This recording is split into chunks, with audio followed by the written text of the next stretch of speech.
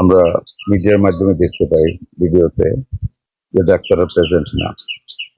পরবর্তীতে স্টেটমেন্ট দিয়েছে ওনারা নাকি উপরে ছিলেন, আপনারা নিচে ছিলেন।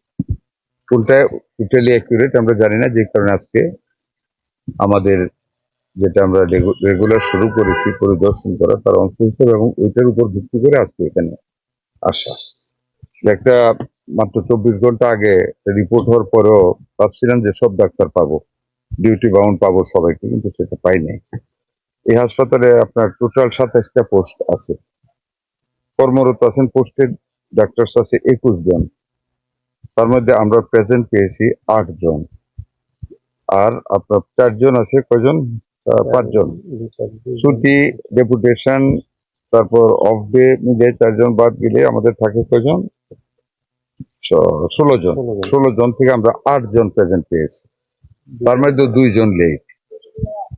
8 জনের মধ্যে 2 জন লেট আছে, পরবর্তীতে আরো 2 জন আসছে আরো লেট হবে। This is the senior. ধরেন লেটেরটা যদি আমরা অ্যাকসেপ্ট করেও নেই যে আচ্ছা আসছে, তারপরে আমাদের টোটাল প্রায় 7 জন,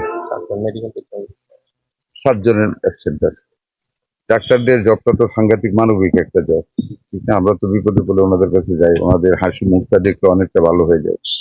আমার কথা হলো চাকুরিতে এটা না, মানুষের সেবা করবেন। আমরা তো বলতেছি আমরা জনগণের গোর ধরে আমরা পাবলিক হেলথ কেয়ারটা আমরা পৌঁছে দেবো, চিকিৎসা সেবা পৌঁছে দেবো, পৌঁছাবো তো ডাক্তার সাহেবদের দিয়ে।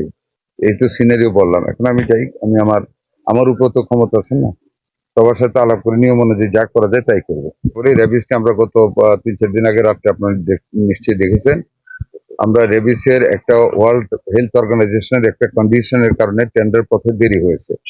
সেই মানে ওইটাকে আমরা বাদ দিয়ে আমরা ক্যাশ টাকা দিয়েছি রেবিসের টিকা কেনার জন্য। আমি টিএইচএ প্রশাসকে বলেছি আগামীকাল কিনতে, ওনার এটা প্রত্যেক উপজেলায় আমরা ইনস্ট্রাকশন দিয়ে দিয়েছি, and cash has been allocated. ওনার রেবিসে অ্যান্টি রেবিস যেটা একটা মাত্র ইন্ডাস্ট্রি মানে তৈরি করে ইনসেপ্টটা, ওনাদেরকেও বলেছি, তারাও বলেছে তারা রেগুলার সাপ্লাই দিয়ে যাবে এবং ক্যাশ টাকা দিয়েছে সারা বাংলাদেশে। এখন অ্যান্টি রেবিস টিকার কোনো অসুবিধা হবে না।